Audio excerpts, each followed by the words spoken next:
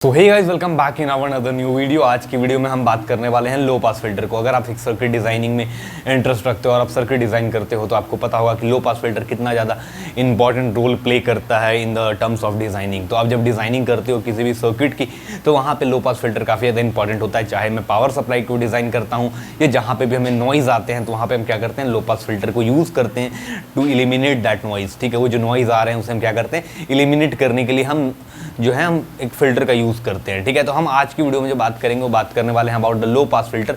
और लो pass filter में जो आज का कंटेंट होगा, देखो ये कंटेंट जो मैं आज बना रहा हूँ आपके लिए, ये मैं कंप्लीट टाइम लेके बना रहा हूँ क्योंकि इस वीडियो के बाद आपको कोई और वीडियो देखने की जरूरत नहीं पड़ेगी आरसी के बारे में, लो पास फिल्टर के बारे में। ठीक है, क्योंकि जो मैं बात कर रहा हूँ पैसिव फिल्टर के बारे में। क्योंकि जब आप पैसिव कंपोनेंट्स को यूज़ करते हो तो वहाँ पे हमें जो देखने के लिए मिलता है वो क्या मिलता है, पैसिव कंपोनेंट्स मिलते हैं। ठीक है, जब पैसिव फिल्टर की बात करते हैं तो एक्टिव फिल्टर की बात करेंगे तो एक्टिव कंपोनेंट्स होंगे, लाइक ऑप एम्प आप यूज़ कर सकते हो, मॉसफेट का यूज़ कर सकते हो। ठीक है, बट हम जो बात कर रहे हैं वो बात करेंगे अबाउट द पैसिव फिल्टर। और पैसिव फिल्टर ही सबसे ज़्यादा यूज़ होता है हमारे इलेक्ट्रॉनिक सर्किट डिज़ाइनिंग में। तो मैं जैसे कि मैं जॉब करता हूँ, मैं इंडस्ट्री में हूँ, मैं इलेक्ट्रॉनिक्स की चीज़ों को जानता हूँ, तो उस पर्पज़ पर मैं आपको चीज़ों को एक्सप्लेन करूँगा कि किस तरह से चीज़ें होती हैं। तो हम आज की वीडियो में बात करेंगे about the low pass filter. और इस वीडियो के बाद आपको कोई और वीडियो देखने की जरूरत नहीं है क्योंकि बहुत अच्छा कंटेंट मैं आज आपके साथ शेयर करूंगा। तो आज की वीडियो में जो मैं सबसे पहले बात करूंगा that is about the transfer function. की ट्रांसफर फंक्शन क्या होता है एक लो पास फिल्टर का, आरसी लो पास फिल्टर का। सेकंड बात करूंगा the time constant. Time constant क्या होता है, क्योंकि जब आप पीसीबी को भी डिज़ाइन करोगे आगे चल करके, हाई स्पीड पीसीबी डिज़ाइन वगैरह करोगे तो वहाँ पे राइस टाइम, डिले टाइम का काफ़ी ज़्यादा इंपॉर्टेंट रोल होता है। ठीक है, उस वजह से हम क्या स्टडी करेंगे, टाइम कांस्टेंट के बारे में भी स्टडी करेंगे इस वीडियो में।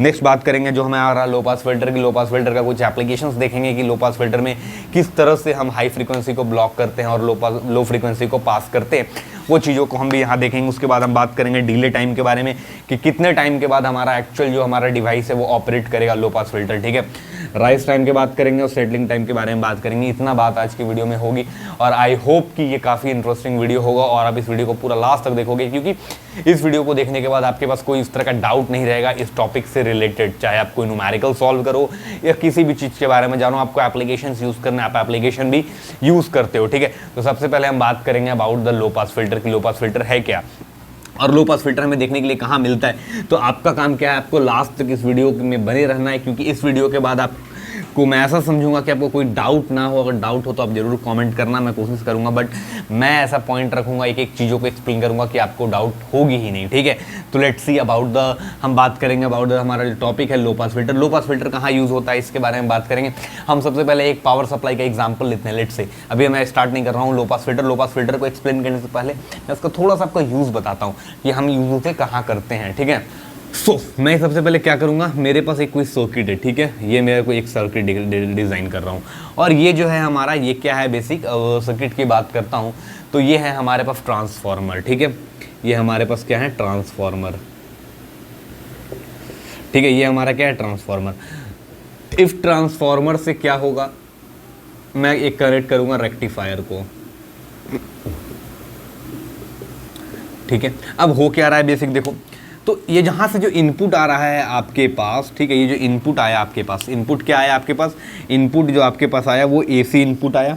क्या किस फॉर्म का इनपुट आया, एसी इनपुट आया, that is V of t and this is time के रिस्पेक्ट में आया टी। ये क्या है, हमारा एक एसी इनपुट है। रेक्टिफायर से यहाँ से क्या होगा, let's say this value is a V max, V M. ठीक है, this is a V max. अब यहाँ से क्या आउटपुट आया, यहाँ से लेट्स से मेरा जो आउटपुट आया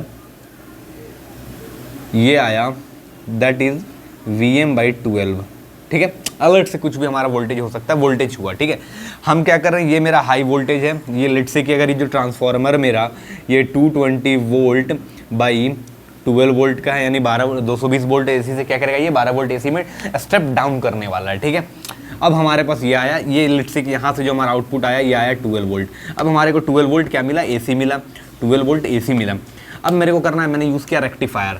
रेक्टिफायर से जो यहाँ से आउटपुट आया, ये क्या आया, रेक्टिफायर से आउटपुट जो आया आपका, ये आया डीसी। ठीक है, एज वी नो दैट कि हमारा रेक्टिफायर जो क्या करता है, बेसिक डीसी में कन्वर्ट करता है हमारे एसी सिग्नल को। ठीक है, तो ये हमारा क्या है, डीसी आया। ठीक है, ये हमारा क्या है, डीसी आया, वी मैक्स। ठीक है, वी मैक्स हमारा, या वीपी कर देता हूँ, दैट इज पीक वोल्टेज। ठीक है, पीक वोल्टेज हमारा क्या है, ये आया। अब इसमें क्या होगा, ये हमारा आया कहाँ, रेक्टिफायर से। रेक्टिफायर से जो आया वो हमारा कहाँ जाएगा, रेगुलेटर में जाएगा। रेगुलेटर का काम क्या करेगा, अब जो ये हमारा AC 12 वोल्ट आया था, इसको इसने क्या किया, DC 12 वोल्ट में कन्वर्ट किया, ठीक है।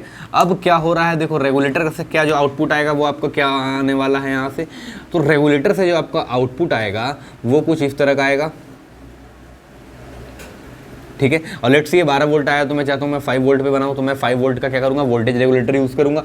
तो ये क्या किया, अब 5 वोल्ट पे कन्वर्ट किया वोल्टेज को। अब बट क्या हो रहा है कि देखो यहाँ पे नॉइस काफ़ी ज़्यादा देखने मिल रहा है, ये सब क्या एक नॉइज़ है। तो इसके आगे मैं एक और सर्किटरी ऐड करता हूँ जिसमें बोलता हूँ फिल्टर, ठीक है। और यहाँ से मुझे क्या मिलता है, आउटपुट मिलता है। तो अब जो यहाँ से आउटपुट आएगा ये क्या आएगा, ये हमारा इस तरह का आएगा 5 वोल्ट, ठीक है। अब देखो हो क्या रहा है, ये जो सिग्नल था हमारा ये AC सिग्नल था, ठीक है, इसे हम AC बोलेंगे।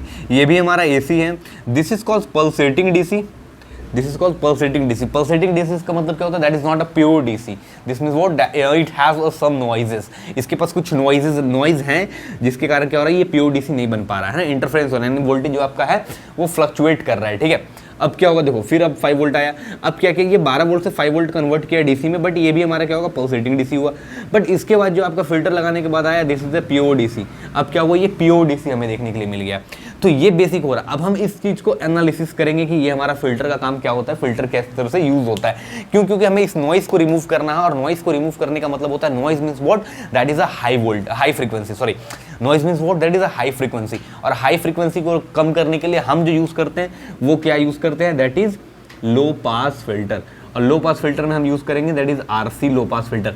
RC भी होते हैं, RC भी होता है और CR भी होता है, ठीक है। हम डिपेंड करता है कि हम आउटपुट कहाँ से ले रहे हैं। If I am taking the output from the C means what, that is a capacitor, and then this is called the low pass filter, and if I will take the output through the resistor, then this is called a high pass filter, ठीक है। This is a basic difference. यहाँ पे हमें DC voltage, DC frequency को क्या करना है, जो DC में लो फ्रीक्वेंसी है उसे क्या करना है, स्टॉप करना है, हाई फ्रीक्वेंसी को पास करना है। तो वहाँ पे हम R के थ्रू आउटपुट लेंगे, और जहाँ पे हमें हाई फ्रीक्वेंसी को स्टॉप करना है, केवल लो फ्रीक्वेंसी को पास करना है, वहाँ पे हम क्या यूज़ करेंगे, दैट इज RC से आउटपुट लेंगे, मीन्स RC सेम आउटपुट लेंगे, ठीक है। तो ये हमारा है बेसिक, क्यों यूज़ करते हैं फिल्टर को, ठीक है। अब जो सेकेंड बात करूँगा what is the low pass filter. तो लो पास फिल्टर के बारे में थोड़ा सा डिस्कशन करेंगे, लो पास फिल्टर, ठीक है, कि लो पास फिल्टर क्या होता है बेसिक, ठीक है। तो देखो लो पास फिल्टर एक ऐसा डिवाइस मैं बोलूँ, एक ऐसा सर्किटरी हम डिज़ाइन करते हैं लो पास फिल्टर में, कि जब आप लो पास फिल्टर को यूज़ करोगे तो लो पास फिल्टर में होगा क्या बेसिक, देखो तो लो पास फिल्टर में जो हमारे बेसिक जो चीज़ें देखने के लिए मिलेगी, मैं एक ब्लॉक डायग्राम बनाता हूँ। देखो ब्लॉक डायग्राम सबसे इंपॉर्टेंट चीज़ होता है, क्योंकि बहुत जगह पे क्या कर सकते हो कि आपकी जो बड़ी बड़ी सर्किटरी है आप उसको ड्रॉ नहीं कर सकते, उसको आप जस्ट ब्लॉक डायग्राम के टर्म्स में आप दिखा सकते हो, रिप्रेजेंट कर सकते हो। तो ये हमारा लो पास फिल्टर। लो पास फिल्टर में जो इनपुट आ रहा है वो कैसा आ रहा है, पल्सेटिंग DC आ रहा है, ठीक है। इसमें कैसा आ रहा है, पल्सेटिंग DC आ रहा है, और आउटपुट जो आपको मिल रहा है वो कैसा मिल रहा है, दैट इज प्योर DC, ठीक है।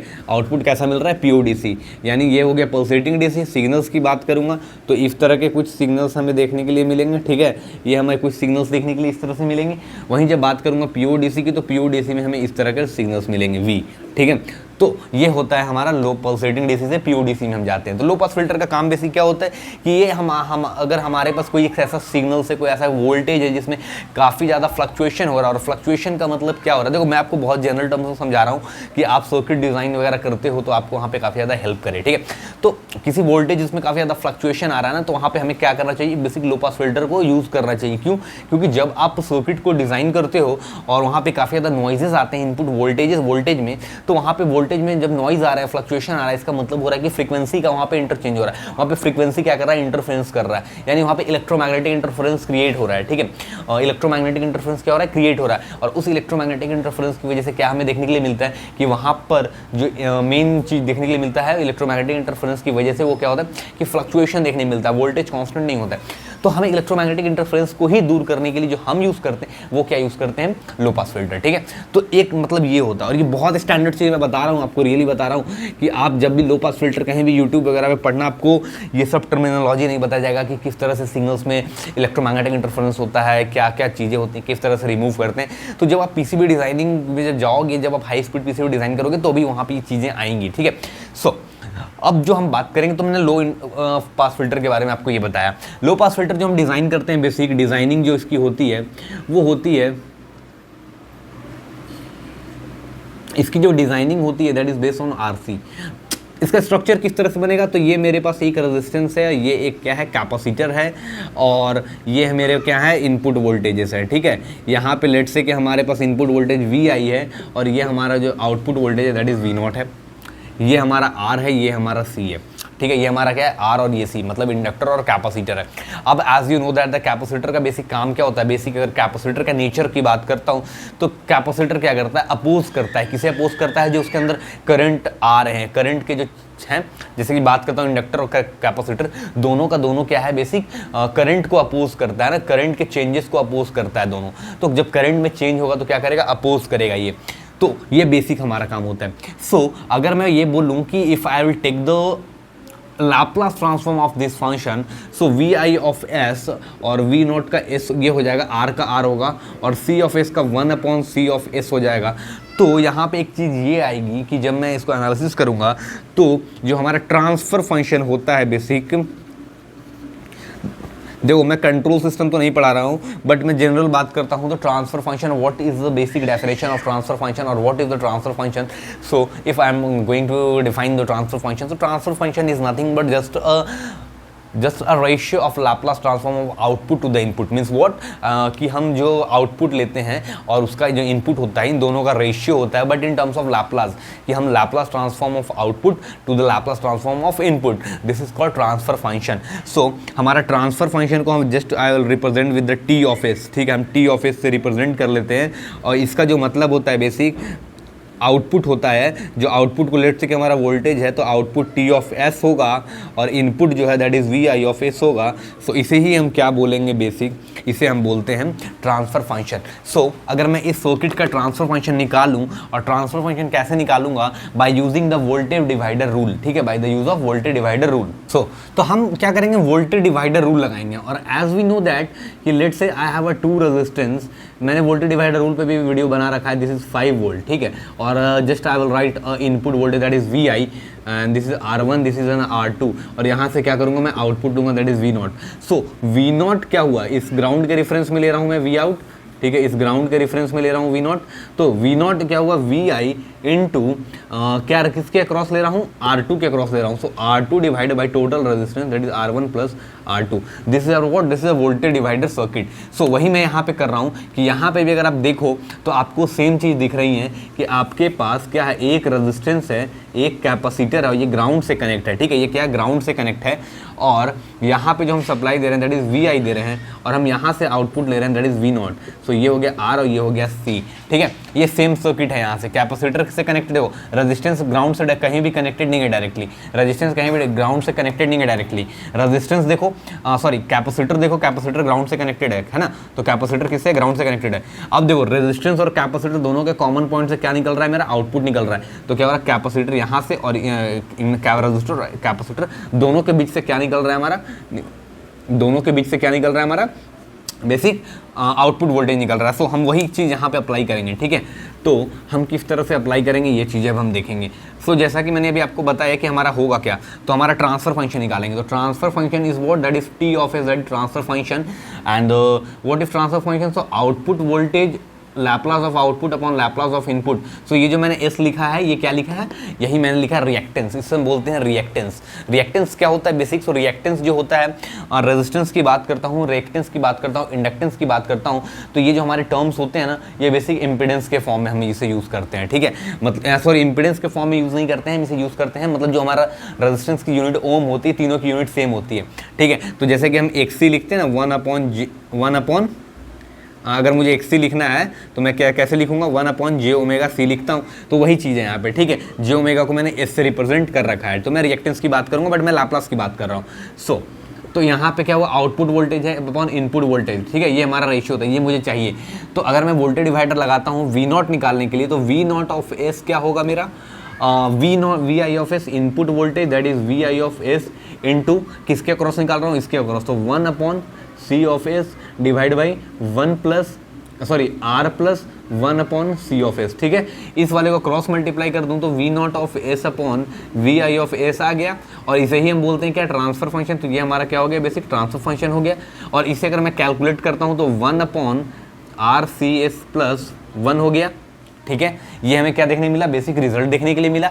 और अब आप ये देख रहे हो कि 1 upon R C s plus 1 है। और अगर मैं फ्रीक्वेंसी एनालिसिस की बात करता हूँ तो s is equal to j omega होता है, सिग्मा प्लस जे ओमेगा होता है। बट सिग्मा इमेजनरी नंबर होने के कारण हम क्या करते हैं, उसे जीरो कंसिडर करते हैं, सॉरी रियल नंबर होने के कारण। तो हम इमेजनरी पे एनालिसिस करेंगे बेसिक, ठीक है। तो होगा क्या, देखो जब transfer function T of S की बात करेंगे तो एस की जगह पे मैंने क्या किया, पुट किया जे ओमेगा पुट किया। तो यहाँ पे जब मैं जे ओमेगा पुट करूँगा तो 1 upon 1 plus R C, sorry J omega R C में लिख लेता हूँ, ठीक है। That is J omega R C, ठीक है। तो ये हमारा ट्रांसफर फंक्शन आया, मैं इरेज कर देता हूँ बाकी चीज़ें और इस वाली इक्वेशन पे अब काम करते हैं, ठीक है। तो मैं इस चीज़ को क्या करूँगा, इरेज कर दूंगा। अगर आपने नोट कर लिया है तो ठीक है, नहीं नोट किया है तो आप वीडियो को रिवाइंड करके थोड़ा सा फिर से देख लेना, ठीक है। तो मैं सारे चीज़ों को क्या कर रहा हूँ, इरेज कर दिया। अब मैं यहाँ पे जो मेन ट्रांसफर फंक्शन में उसे नोट करूँगा, that is T of s is equal to what, that is 1 upon 1 plus J omega R C. और मैं अब क्या करने वाला हूँ, इस टर्म का मैग्नीट्यूड निकालूंगा। So magnitude of T of J omega का जो मैग्नीट्यूड आएगा वो क्या आने वाला है, 1 अपॉन, आपको पता है कि अगर हमारा बेसिक अगर मैं बोलूँ तो हमारा जेड इज इक्वल टू जो होता है that is x plus i y के टर्म्स में मैं ले लेता हूँ, जो आप नॉर्मल कॉम्प्लेक्स नंबर में पढ़ते हो। और अगर इसकी मैं मैग्नीट्यूड की बात करता हूँ तो आप root under x square plus y square लिखते हो, और एंगल ऑफ जेड जो आप लिखते हो वो क्या लिखते हो, basic tan inverse y by x लिखते हो। मैं इसी चीज़ को यहाँ पे अप्लाई करूँगा तो मैं इसका मैग्नीट्यूड निकालूंगा तो 1 minus omega square R square C square. Minus क्यों आया, क्योंकि जब आपको पता है कि आई का वैल्यू होता है रूट अंडर -1 और आई स्क्वायर करेंगे, यानी इस वाले टर्म का भी अगर हम स्क्वायर कर देंगे तो हमें क्या देखने मिलेगा, -1 मिलेगा, ठीक है। तो वही यहाँ पे -1 हुआ। सेकंड चीज़ हम एंगल की बात करेंगे तो एंगल भी हम उसी तरह से निकालेंगे, 1 अपॉन, तो ये माइनस हो गया मेरा टेन इनवर्स माइनस, ठीक है। हम इसे क्या लिखेंगे, माइनस टेन इनवर्स, क्योंकि हमें माइनस टेन इनवर्स क्या इसका रिजल्ट आने वाला है, जैसे हमें पता है कि ओमेगा स्क्वायर। इस माइनस की वजह से मैंने ये लिखा है, क्योंकि आप क्वाड्रेंट वगैरह जब पढ़ोगे यार तो ये चीज़ें समझ में आएंगी। मैं मैथमेटिक्स में अगर जाने लगूंगा तो फिर काफ़ी लंबा वीडियो भी होगा, टॉपिक से भी हट जाऊँगा फिर मैं, ठीक है। तो इतना चीज़ें आपको बेसिक पता होना चाहिए, ठीक है। तो माइनस टेन इनवर्स मैं क्या लिखूंगा यहाँ से, omega square R square C square, ठीक है। व्हाट इट, सॉरी यहाँ इसका मैं नहीं लूँगा यार, मैं तो मैग्नीट्यूड का मैं थोड़ी लूँगा, मैं इस वाले का लूँगा। तो क्या होगा, ओमेगा आर सी, ठीक है। तो ये हो गया हमारा ओमेगा आर सी। अब क्या होगा बेसिक, अब ये चीज़ भी इंपॉर्टेंट है। तो अब मैं क्या करूँगा बेसिक, इन दोनों टर्म्स का मतलब अब मैं एक कैलकुलेट करना चाहता हूँ, व्हाट मैं कैलकुलेट करना चाहता हूँ, टाइम कांस्टेंट। सो टाइम कांस्टेंट के लिए अगर मैं इक्वेशन नंबर इसे 1 बोलूँ और इस इक्वेशन को अगर मैं लैप्लास ट्रांसफॉर्म के इन्वर्स लैप्लास ले लूँ, Laplace inverse of T of S, तो क्या हमें देखने के लिए मिलेगा बेसिक, ठीक है। तो लैप्लास इन्वर्स जब इसका मैं लूँगा तो हमें जो रिजल्ट आएगा that is C of t में ले लेता हूँ लेट से, ठीक है। इससे मैं सी ऑफ टी ले लेता हूँ, ठीक है, क्योंकि टी फिर से बोलने में मज़ा नहीं आएगा। तो इसका अगर मैं लैप्लास इन्वर्स दूंगा तो 1 minus e to the power minus t upon R C, ठीक है, टी अपॉन आर सी हो गया, ठीक है। अब अगर इस वाले टर्म को अगर मैं प्लॉट करता हूँ तो हमें क्या देखने के लिए मिलेगा, ये देखो। तो अगर मैं इसे प्लॉट करता हूँ तो 1 प्लस जे ओमेगा, क्यों, क्योंकि ये पोल है और डिनोमिनेटर में जो हमारे पास होते हैं वो पोल्स होते हैं और जो न्यूमिनेटर में होते हैं वो हमारे जीरोज होते हैं। जब फ्रीक्वेंसी रिस्पांस एनालिसिस करोगे या फिर आप कंट्रोल सिस्टम पढ़ते हो तो इससे आपको पता होता है कि पोल्स का मतलब क्या है, जीरोस का मतलब क्या होता है। तो बेसिक क्या होता है कि जो हमारा डिनोमिनेटर है वो हमारा पोल होता है। तो अगर मैं 1 plus J omega R C is equal to 0 कर दूँ तो J omega R C is equal to क्या हो गया, -1 हो गया। तो यहाँ से बेसिक अगर मैं ये बोलूँ, ठीक है, अगर मैं यहाँ से बेसिक आर सी की वैल्यू अगर निकालूँ तो आर सी की वैल्यू क्या आ जाएगी, सॉरी जे ओमेगा को मैंने एस लिया था तो s R C is equal to 1 हो गया, यानी एस की वैल्यू क्या हो गई, 1 अपॉन आर सी माइनस में, ठीक है। तो मेरे पास एक पोल देखने के लिए मिलेगा जो होगा 1 अपॉन आर सी। और अगर इसे मैं बात करूं टाइम कांस्टेंट की तो टाइम कांस्टेंट जो होता है वो क्या होता है, रिसिप्रोकल होता है बेसिक, ठीक है, रिसिप्रोकल होता है पोल, यानी 1 अपॉन माइनस 1 अपॉन RC हो जाएगा हमारा। तो टाइम कांस्टेंट जो यहाँ से हमें देखने के लिए मिलेगा, ये क्या मिलेगा, माइनस RC मिलेगा, ठीक है। और एज यू नो दैट कि टाइम जो है वो हमारा निगेटिव नहीं होता है, तो इसलिए हम क्या करेंगे, मॉड लगाएंगे, तो टाइम कांस्टेंट जो आएगा वो क्या आएगा, RC। इसलिए हमारा जो RC लो पास फिल्टर का जो टाइम कांस्टेंट होता है वो क्या होता है बेसिक, वो RC होता है, ठीक है। Time constant of basic low pass filter is what, this is अ, तो टाइम कांस्टेंट क्या, वो RC, यानी जो सीरीज RC सर्किट का होता है लो पास फिल्टर का टाइम कांस्टेंट वो क्या होता है, RC होता है, ठीक है। तो ये बेसिक कॉन्सेप्ट है इसका, ठीक है। तो ये हमारा फंडामेंटल कॉन्सेप्ट हुआ about the low pass filter के, हमारे इस तरह का आएगा। अब देखो क्या करूंगा मैं कि मैं एक ओमेगा की वैल्यू लूंगा और T of J omega and magnitude and another one is angle of T of J omega कि जब मैं प्लॉटिंग करूंगा तो मुझे क्या देखने के लिए मिलेगा, ये देखो। अगर लेट्स से कि अगर मैं 0 पुट करता हूँ, ठीक है, लेट्स से कि मैं 0 पुट करता हूँ, अगर 0 मैं पुट कर रहा हूँ एंगुलर फ्रीक्वेंसी की वैल्यू, तो 0 पुट करने से मुझे क्या देखने के लिए मिला। तो अगर मैं मैग्नीट्यूड की बात करता हूँ, मैग्नीट्यूड में अगर 0 पुट करूँगा तो ये पूरा टर्म 0 होगा, ठीक है। मैग्नीट्यूड में अगर मैं 0 पुट करता हूँ तो ये पूरा टर्म क्या होगा, 0 होगा। और जब ये 0 होगा तो 0 माइनस 1 दैट इज 1 और 1, तो मतलब क्या हो गया, मेरा 1 वैल्यू मिला। एंगल में अगर मैं 0 पुट करूंगा, 0 जब पुट करूंगा तो ये 0 होगा, यानी minus tan inverse 0 degree means क्या होगा, हमारा बेसिक 0 होगा, ठीक है। बेसिक क्या होगा, 0 डिग्री होगा, ठीक है। उसी तरह से अगर मैं एक वैल्यू और अगर लेता हूँ, लेट्स से अगर मैं इन्फिनिटी ले लेता हूँ कि अगर अब मैं बेसिक 0 पे और इन्फिनिटी पे से ले रहा हूँ कि मैं लो फ्रीक्वेंसी और हाई फ्रीक्वेंसी पे बात करूँ। तो जब मैं इन्फिनिटी पे बात करूँगा तो इन्फिनिटी पे क्या होगा, तो इन्फिनिटी पे जब यहाँ पे मैं पुट करूँगा इन्फिनिटी, तो इन्फिनिटी का मतलब होगा 1/0, यानी ओवरऑल सिस्टम 0 होगा, यानी ये ऊपर जाके क्या हो जाएगा, 0, क्योंकि ये 0 नीचे होगा डिनोमिनेटर में और ये न्यूमिनेटर में जाएगा तो 0 बनेगा। मैग्नीट्यूड में जब पुट करूँगा तो ये होगा मेरा माइनस 90 डिग्री, ठीक है, क्योंकि यहाँ जो इन्फिनिटी पुट करेंगे तो इन्फिनिटी होगा, tan इनवर्स इन्फिनिटी जो होता है वो हमारा माइनस 90 डिग्री होता है, tan इनवर्स इन्फिनिटी 90 डिग्री और माइनस है तो माइनस 90 डिग्री, ठीक है।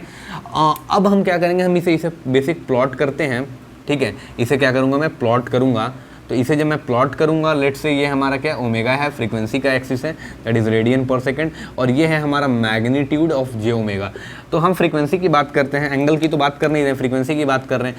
तो हमें 0 है, तो 0 फ्रीक्वेंसी पे क्या वैल्यू मिल रही है, मैक्सिमम है 1, और ठीक है 0 पे क्या है 1, और इन्फिनिटी पे क्या मतलब फ्रीक्वेंसी इधर से बढ़ता जा रहा है, फ्रीक्वेंसी ओमेगा क्या हो रहा है, इधर से बढ़ रहा है, और इधर से क्या हो रहा है, हमारा मैग्नीट्यूड बढ़ रहा है, ठीक है। तो फ्रीक्वेंसी जैसे जैसे बढ़ रहा है तो क्या हो रहा है, इन्फिनिटी टुवर्ड्स जा रहा है, और टुवर्ड्स द इन्फिनिटी हमारा जो मैग्नीट्यूड है वो क्या हो रहा है, बेसिक यहाँ पे 0 हो रहा है, यानी ये क्या है, 0 एक्सिस है, इस पर क्या है 0 वैल्यू है, फ्रीक्वेंसी बढ़ रही है लेकिन ये 0 है, ठीक है। वैल्यू क्या होगा, इस पे हमारा 0 होगा, ठीक है।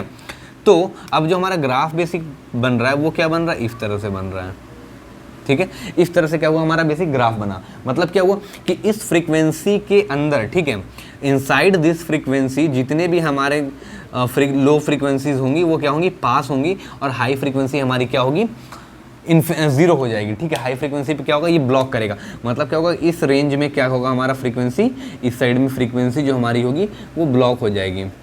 ब्लॉक किसको करेगा, हाई फ्रीक्वेंसी को ये ब्लॉक करेगा, ठीक है।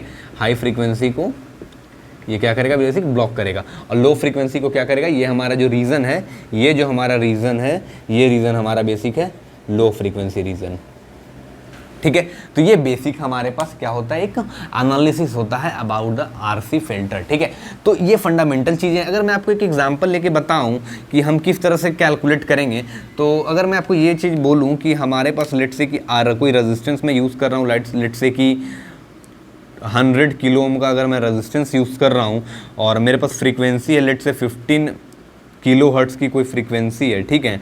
15 किलो हर्ट्ज़ की फ्रीक्वेंसी है, लेट से मैं बोलूँ नॉर्मल, तो चलो AC सप्लाई की बात कर लेता हूँ, तो 50 हर्ट्ज़ की क्या है फ्रीक्वेंसी है, और कैपेसिटर की वैल्यू मैं ले लेता हूँ दैट इज़ 0.1 माइक्रोफैराड, ठीक है। अब अगर मैं ये चीज़ कैलकुलेट करता हूँ कि हमारा कितना क्या होगा इस फ्रीक्वेंसी रिस्पॉन्स पे क्या मतलब होने वाला है, ठीक है। तो मेरे पास बेसिक मैग्नीट्यूड है, तो मैग्नीट्यूड में क्या है हमारे पास 1 अपॉन, ठीक है। अगर मैं मैग्नीट्यूड की बात करता हूँ तो 1 अपॉन √1 माइनस क्या हो रहा है, ओमेगा स्क्वायर एंगुलर फ्रीक्वेंसी, यानी 50 का स्क्वायर कितना हो गया, 50 का स्क्वायर कितना हो गया 25, यानी 2500, ठीक है, इनटू क्या है ये हमारा 100 इंटू किलो, इसे मैं अगर ओम में पूरा ले लूँगा तो हमारा हो जाएगा 10⁵, ठीक है, इनटू कैपेसिटर की वैल्यू क्या है 0.1 माइक्रोफैराड है, यानी 1 × 10⁻⁻⁶, ठीक है। तो इसे अगर मैं हटाऊंगा यहाँ से तो ये जब 0 हटेगा तो ये हो जाएगा मेरा 7, ठीक है, ये टर्म अब हट जाएगा और 7 हो गया, यहाँ पे आ गया तो क्या हो गया ये -2 और -2, यानी ये सारा टर्म क्या हुआ, कैंसिल हुआ, यानी 1/√1 माइनस क्या हुआ 25 हुआ, यानी देखो ये निगेटिव नंबर आ गया, और निगेटिव नंबर आ गया तो क्या हो गया हमारा बेसिक फ्रीक्वेंसी आगे का ब्लॉक हो गया, ठीक है। तो ये बेसिक केसेस हैं हमारे पास अबाउट द फ्रीक्वेंसी कि हम लो पास फिल्टर में क्या क्या फ्रीक्वेंसी हम यूज़ करते हैं, ठीक है। अब ये जो फंडामेंटल चीज़ें थी अब यहाँ तक की, तो वो मैंने आपके साथ क्या किया, बेसिक डिस्कशन किया कि क्या क्या चीज़ें होनी चाहिए और क्या क्या चीज़ें होती हैं लो पास फिल्टर में, क्योंकि लो पास फिल्टर अभी बहुत बड़ा टॉपिक है, तो अभी इसमें और भी चीज़ें बची हुई हैं। तो वीडियो काफ़ी लंबा हो चुका है ऑलरेडी, तो अब जो नेक्स्ट वीडियो में मैं बात करूंगा आपके साथ, वो बात करने वाला हूं कि इसकी जो सेटलिंग टाइम है और ये सब चीज़ें जो हैं, और किस तरह से कैपेसिटर जो होता है वो हाई फ्रीक्वेंसी पे ऑपरेट होता है, अगर लो फ्रीक्वेंसी होगा तो वो 0 हो जाता है, ओपन सर्किट की तरह बिहेव करता है, इंडक्टर एक शॉर्ट सर्किट की तरह बिहेव करता है, इन डीसी सिग्नल, इन सभी चीज़ों के बारे में भी नेक्स्ट वीडियो में हम क्या करेंगे, डिस्कशन करेंगे, ठीक है। तो चलो मिलूंगा अगले वीडियो में, तब तक के लिए good bye, take care, thanks for watching this video, thank you very much.